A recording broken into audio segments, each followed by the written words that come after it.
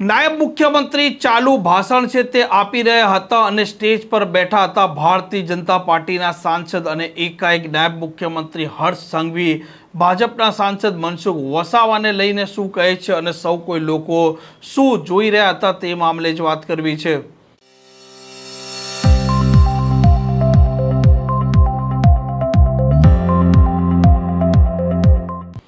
નમસ્કાર, આપ જોઈ રહ્યા છો હોટલાઇન ન્યૂઝ અને હું છું આપની સાથે તોફિક ગાંચી। ભરૂચ ભારતીય જનતા પાર્ટીના સાંસદ મનસુખ વસાવા અવારનવાર અધિકારીઓ હોય કે પછી તેમની પાર્ટીના નેતા હોય તેમને પણ આડે હાથ લેતા હોય છે અને ક્યારેક આમ આદમી પાર્ટી અને ચૈતર વસાવા છે તેમની પણ પોલ ખોલતા હોય છે અને આ વખતે નાયબ મુખ્યમંત્રી હર્ષ સંઘવી ભરૂચમાં હતા અને એકાએક સાંસદ મનસુખ વસાવાને તે જાબાઝ કહે છે, કેમ કે વિરોધીઓ પર મનસુખ વસાવા અવારનવાર વરસતા હોય છે।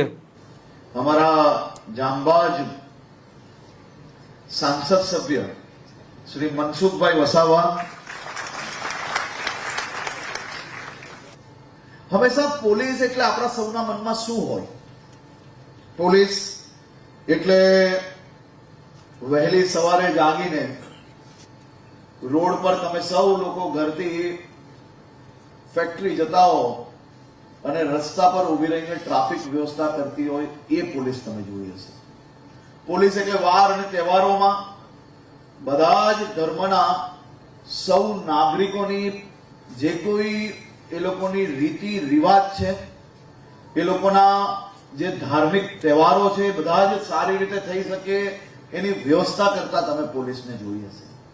પોલીસ એટલે આપણે હંમેશા એવું જોયું હોય કે ગુનેગારોની પાછળ ભાગતી હોય, પોલીસ એટલે કે ગમે ત્યારે ગુનેગારોને સીધા કરવા વાળી પોલીસ જોઈ હશે, પરંતુ પોલીસ એ પ્રજાની સાચા મિત્ર તરીકે કામ કરતી સૌથી પહેલી ફોર્સ છે।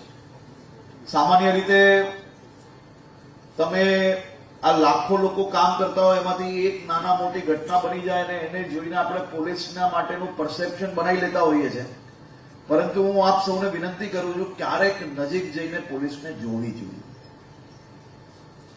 એક પોલીસ કોન્સ્ટેબલ મારો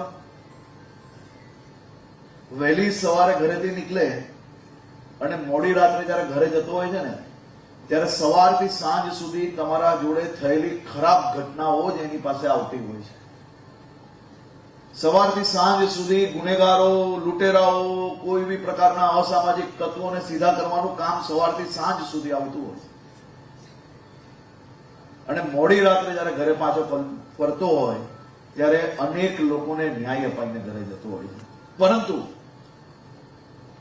અનેક વાર એવા વાર તહેવારો હોય છે જ્યારે એ પોલીસના જવાનો એના પરિવાર જોડે વાર ને તહેવાર એને ચૂકવવું પડે છે, ત્યારે તમારા ને મારા બધા જ લોકોના વાર તહેવારો સારી રીતે બનાવી શકીએ। અને આ રૂપમાં જોયેલી પોલીસ એ ક્યારેક વ્યાજખોરોથી મુક્ત કરીને રાજ્યના નાગરિકોને લોન અપાવવાનું કામ બી કરતી હોય છે। આ જ પોલીસ જે હજારો મોબાઈલો દેશભરમાંથી શોધીને લોકોને તેરા તુજકો અર્પણના માધ્યમથી કોર્ટના ધક્કા ખવડાવ્યા વગર પરત કરાવવાનું કામગીરી બી કરતી હોય છે। અને આ જ પોલીસ આજે આપણે જોયું 36 કલાકમાં શોધીને પૂરેપૂરો ચેક કંપનીને સુપ્રત કરવામાં બી કામગીરી કરતી હોય છે। અને એનાથી બી એક પગલું આગળ વધારીને આ જ પોલીસ દ્વારા ભરૂચ જિલ્લાની બહેનોને એક પ્લેટફોર્મ પૂરું પાડીને સીધે સીધી નોકરી કંપનીઓમાં અપાવવાનું કામગીરી બી કરતી હોય છે। તો એવી મારી ભરૂચ જિલ્લાની પોલીસને હું આજે ખૂબ ખૂબ અભિનંદન આપું છું। અને મારે એક તો આપ સૌને આજે વિનંતી કરવા આવ્યું છું કે દરરોજ સવારે રાજકીય લોકો એની પોતાની દુકાનો ચલાવવા માટે કે ગુજરાતમાં યુવાનો બેરોજગાર છે। હવે અહીંયા જેટલી દીકરીઓને, મારી જેટલી બહેનોને આજે નોકરી પ્રાપ્ત થઈ છે ને, અહીંયા આવેલા બધા જ લોકોને મેં પૂછ્યું પહેલા કે બેન તમારી ઉંમર કેટલી છે, ભણેલા કેટલું છો? શું તમારે આ નોકરી પ્રાપ્ત કરવા માટે ધક્કાઓ ખાવા પડ્યા? કોઈક 19 વર્ષના, કોઈક 20 વર્ષના, કોઈક 22 વર્ષના, કોઈ 40 થી 45 વર્ષના જે પરિવારમાં સહભાગી થવા માટે કામ કરશે, તમે વિચારો એમના પરિવારની સામાજિક પરિસ્થિતિ કેટલી સુધરી જશે. કોઈ બીએસસી ભણેલી, કોઈક બેન બીકોમ ભણેલી, કોઈક બેન મધ્યમ ઉંમરના બહેનો જરાય ભણેલા નથી તો એને નોકરી આપણા જ ભરૂચ જિલ્લામાં આજે પ્રાપ્ત થઈ. કોઈકનો પહેલો પગાર 22,000 તો કોઈકનો પહેલો પગાર 30,000 રૂપિયા તો કોઈકનો પહેલો પગાર 17,500 રૂપિયા. 19, 20, 22, 40 વર્ષની ઉંમરોની બહેનોને આટલા મોટા પાયે નોકરી પત્ર આજે એનાયત થઈ રહ્યો છે. આ કોઈ નાનો વિષય નથી. આ 550 થી વધારે બહેનો, એટલે તમે વિચારો કે 550 થી વધારે પરિવારની અંદર સામાજિક પરિસ્થિતિઓની અંદર કેટલો મોટો બદલાવ લાવવામાં આપણે સફળતા પ્રાપ્ત થશે. આ કોઈ નાનો વિષય નથી.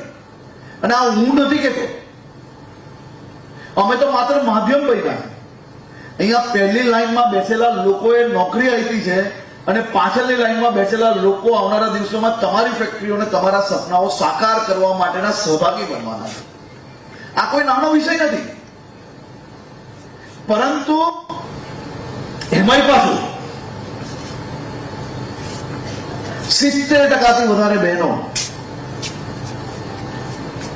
આદિવાસી પરિવારના છે.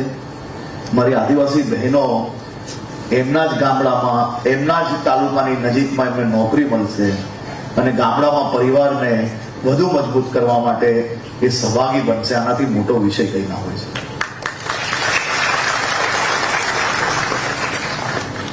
યુવાનોને ભટકાવવા કરતા એના માટે મદદગાર બનવું એ વધારે મહત્વનું છે. યુવાનોને સાચો રસ્તો આપવો એ આપણી સૌની જવાબદારી. હવે આ બધી જ દીકરીઓ જે ભણી ગણીને તૈયાર થઈ ગઈ છે, એના માટે આપણે શું કરી શકીએ? એના માટે આ જ પ્રકારની સૌથી વધુ વ્યવસ્થાઓ, ઇન્વેસ્ટમેન્ટો વધુમાં વધુ આવે આ વિસ્તારોમાં. આ વિસ્તારોમાં ઇન્વેસ્ટમેન્ટના કારણે આ બધા જ લોકોને વધુમાં વધુ નોકરીઓની તક મળશે ને નોકરીમાંથી ભવિષ્યની અંદર એ પોતે પોતાનો વેપાર કરી શકે ને તે દિશામાં આપણે લોકો આગળ વધવા માટે તૈયાર છે. અને હું પાક્કું માનું છું કે ગુજરાતની દીકરીઓમાં મહેનત કરવાની અને કામ કરવાની ખૂબ જ ધગશ છે. આપણે એમને વધુમાં વધુ તક કઈ રીતે આપી શકીએ તે દિશામાં આપણે વિચારવાનું છે.